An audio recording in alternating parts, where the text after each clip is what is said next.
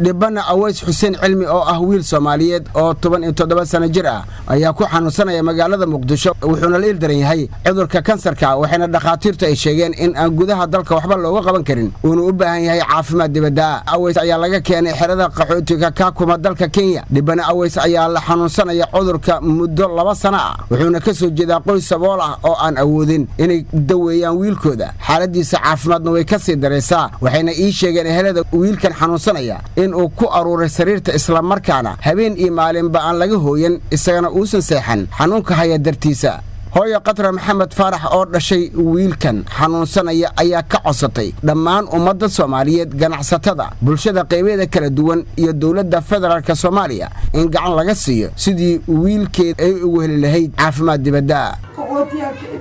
hooyo iska dhibana ah lacag ma qabo ilaahay subxaanahu wa qaadirka inta islaamna ee dhaqaale uu siiyey iyo dowladda federaalka ra'iisul wasaaraha iyo madaxweynaha iyo injineer Yariso gudoomiyaha gobolka Banaadir waan ka codsanayaa in qulgeega dhibkiisa ay wax ka qabtaan haddii islaamnimo wax ay ugu qabtaan iyo ummadda Nabi Maxamed darteed inay wax igu qabtaan aan ka codsanayaa qulgeega waxaa la dhahaa Aways Xuseen Cilmi da'diisu waa 17 jir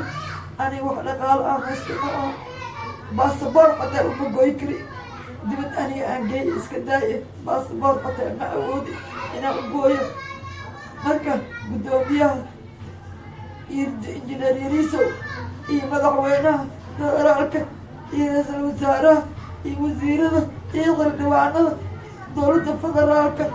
ururka hooyooyinka Jawaahir Baarqab intii ummadda Nabi Maxamed ee madaxa Soomaaliya ka ah iyo islaamka waxaan ka codsanayaa qulgeega dhaawaciisa iyo dhibkiisa inay wax igala qabtaan.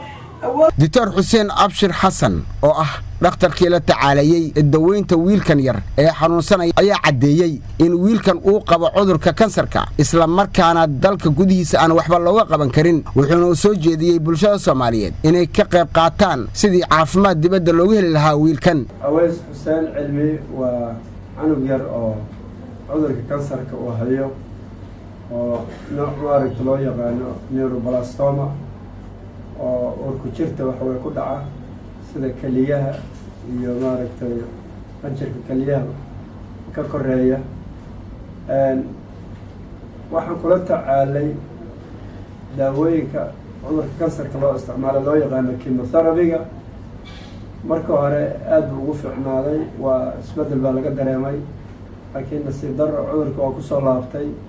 qadartan cunugii waa la dhiban yahay wuxuu u baahan yahay in dibadda loo qaado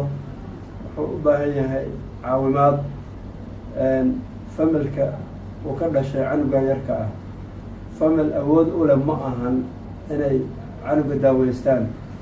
waa dad qaxooti ahaa oo xero qaxooti ku jiray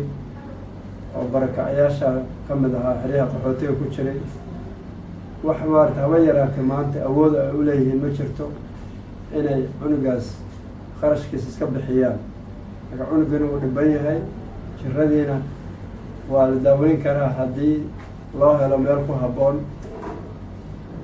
iyo maaragtay kharashkii lagu daweyn lahaa.